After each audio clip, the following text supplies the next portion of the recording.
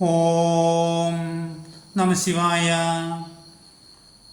നന്ദി എന്ന താപസൻ മഹാദേവൻ്റെ വാഹനമായ ചരിതമാണ് ഇന്ന് പ്രതിപാദിക്കുന്നത്. വ്യാസഭഗവാൻ മഹാദേവനെ സ്തുതിക്കുകയാണ്. വന്ദേ മഹാനന്ദം അനന്തലീലം മഹേശ്വരം സർവവിഭും മഹാന്തം ഗൗരീപ്രിയം കാർത്തികവിഘ്നരാജം സമുദ്ഭവം ശങ്കരമദ്രിദേവ. ആദിദേവനായ ശങ്കരഭഗവാനെ ഞാൻ നമസ്കരിക്കുന്നു. ശിലാദൻ എന്ന താപസൻ വളരെക്കാലം ദേവേന്ദ്രനെ തപസ് ചെയ്ത് പ്രത്യക്ഷനാക്കി. ശിലാദൻ ദേവേന്ദ്രനോട് ഇങ്ങനെ ആവശ്യപ്പെട്ടു: മഹേശ യതി തുഷ്ടോസി യദീവ വരദശ്ചമേ ഇച്ഛാമി തത്സമം പുത്ര മൃത്യുഹീനമയോ നിജം.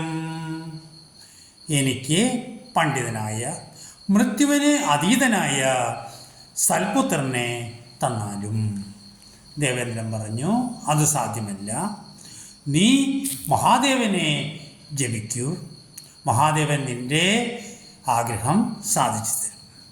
ശിലാദൻ മഹാദേവനെ പ്രത്യക്ഷനാക്കി. സംഗതിവശാൽ ലഭിച്ച പുത്രൻ അല്പായുസായിരുന്നു.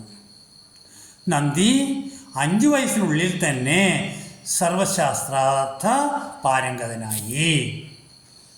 ഒരു ദിവസം പിതാവ് കരയുന്ന കണ്ട് നന്ദി പിതാവിനോട് ചോദിച്ചു. പിതാവ് ഇങ്ങനെ പറഞ്ഞു: 1 വർഷം കൂടിയേ നിനക്കായുസുള്ളൂ. ഞാൻ വളരെ ദുഃഖിതനാണ്. നന്ദി പിതാവിനോട് ഇങ്ങനെ പറഞ്ഞു: ഏവമുക്തസ്തദോ ദേവ സ്തമ്യക് ഭഗസ്തേന ശങ്കര പ്രത്യുവാച പ്രസന്നാത്മാ ശിലാദം മുനിസത്തമാ. ഞാൻ മഹാദേവനെ ഭജനം കൊണ്ട് പ്രത്യക്ഷനാക്കും, മൃത്യുവിനെ ജയിക്കും. മഹാദേവനെ തപസ് ചെയ്ത് പ്രസന്നാക്കി.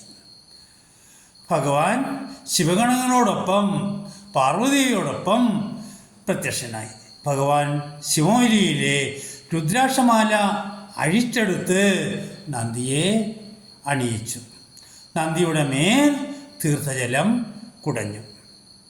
മഹാദേവൻ എല്ലാവരോടുമായി ഇങ്ങനെ പ്രഖ്യാപിച്ചു: ഈ നന്ദി ഇനിമേൽ എൻ്റെ പുത്രനാണ്. ഞാൻ എവിടെയുണ്ടോ അവിടെ നന്ദിയുണ്ട്. പാർവദേവിയും വേണ്ടുവോളം അനുഗ്രഹം കൊടുത്തു. ഭഗവാൻ ഒരിക്കലും പിരിയാതിരിക്കാൻ ഋഷഭമായി വാഹനമായി നന്ദി ഭവിച്ചു.